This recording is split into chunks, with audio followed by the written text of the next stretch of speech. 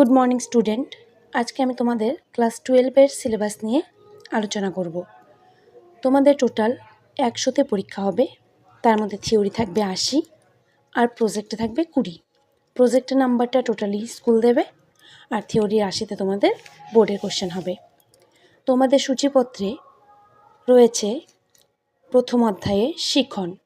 শিখন কী, যেমন শিখনের সংজ্ঞা, শিখনের বৈশিষ্ট্য বা আমাদের প্রেরণা কী, মনোযোগ কী, আগ্রহ কী, বুদ্ধি কী, এইসব বিষয়গুলো রয়েছে। আর দ্বিতীয় অধ্যায়ে রয়েছে শিখন কৌশল, যেখানে বিভিন্ন শিখন কৌশলের শ্রেণীবিভাগ, অনুবর্তন শিখন কৌশল, সমস্যা সমাধানের বিভিন্ন স্তর। তৃতীয় অধ্যায়ে রয়েছে শিক্ষায় রাশিবিজ্ঞান, যেটাতে আমরা পাবো অঙ্ক, যেটাতে আমাদের সব স্টুডেন্টদের ভিত্তি খুব দুর্বল থাকে। সব বলবো না, ভুল, কিছু কিছু স্টুডেন্টের। সেখানে আমরা পাবো আয়তলেখ, পরিসংখ্যা, বহুভুজ, রাশিবিজ্ঞানের কাজ, শিক্ষায় রাশিবিজ্ঞান। এছাড়া রয়েছে আমাদের কেন্দ্রীয় প্রবণতা পরিমাপের ক্ষেত্র, যেমন মিন, মিডিয়ান, মোট, যেটাকে আমরা বাংলায় বলবো গড়, মধ্যমান, বৈশিষ্ট্যক। আমাদের চতুর্থ অধ্যায়ে রয়েছে ভারতীয় সংবিধানের শিক্ষা সংক্রান্ত বিধিসমূহ।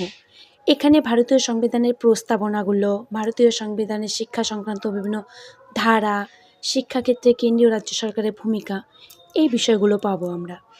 পঞ্চম অধ্যায়ে রয়েছে বিশ্ববিদ্যালয় শিক্ষা কমিশন, যেটার মধ্যে রয়েছে আমাদের স্বাধীন ভারতের প্রথম শিক্ষা কমিশন, কমিশনের বিচারসমূহ, স্নাতকোত্তর শিক্ষা গবেষণা, পরীক্ষার ব্যবস্থা। ষষ্ঠ অধ্যায়ে রয়েছে মাধ্যমিক শিক্ষা কমিশন। মাধ্যমিক শিক্ষা কমিশনের বিচার্য বিষয়সমূহ, প্রচলিত শিক্ষা ব্যবস্থার ত্রুটি, মাধ্যমিক শিক্ষা কমিশনের সুপারিশসমূহ ইত্যাদি। সপ্তম অধ্যায়ে আমাদের রয়েছে কোঠারি কমিশন ও ভারতের আধুনিক শিক্ষার ব্যবস্থা।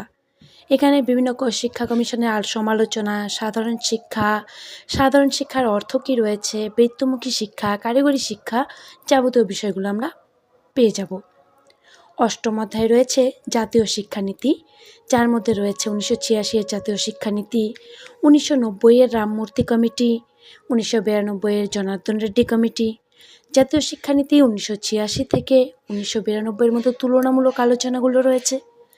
নবম অধ্যায়ে রয়েছে ভিন্ন ধরনের সক্ষমতা শিশুদের শিক্ষা, মূক, বধির, দৃষ্টিহীন শিশুদের শিক্ষা পদ্ধতি, কিভাবে তাদের শিক্ষা দেওয়া যায়, কিভাবে তাদের সমাজে এগিয়ে নিয়ে যাওয়া যায়।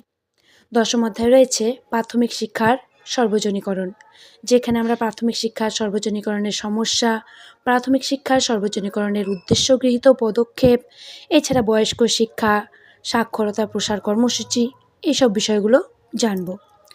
একাদশ অধ্যায়ে রয়েছে শিক্ষার বিশ্বব্যাপী দৃষ্টিভঙ্গি, যেখানে কমিশন গঠন, টেলর কমিশন, কমিশনের সদস্যবৃন্দ, কমিশনের মূল নীতিগুলো কী রয়েছে, একত্রে বসবাস বা বেঁচে থাকার শিক্ষা কী রয়েছে, ইউনেস্কোর একাধিক ভূমিকা রয়েছে। দ্বাদশ অধ্যায়ে পড়ব শিক্ষায় প্রযুক্তির ভূমিকা, যেটাতে আমরা শিক্ষায় প্রযুক্তি কী, প্রযুক্তির সংজ্ঞা, প্রযুক্তির বৈশিষ্ট্যাবলী, পরিকল্পিত শিক্ষা প্রযুক্তির উদ্দেশ্যাবলী, শিক্ষা বিজ্ঞানের প্রযুক্তি। আর ত্রয়োদশ অধ্যায়ে আমরা প্রকল্পের কাজটা নিয়ে দেখব। এছাড়াও তোমাদের কোশ্চেন প্যাটার্ন হবে group A, group B, group C, group D করে ভাগ করা থাকবে।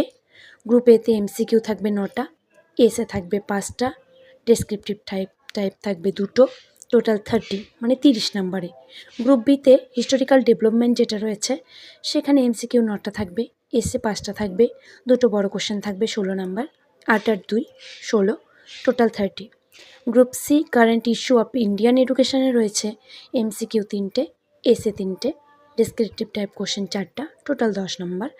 আর গ্রুপ ডিতে এডুকেশন ফর দ্য 21 সেঞ্চুরি যেটা রয়েছে, সেখানে তোমাদের এমসিকিউ থাকছে 3টে, এসে থাকছে 3টে, ডেসক্রিপটিভ থাকছে 4টা, টোটাল 10টা।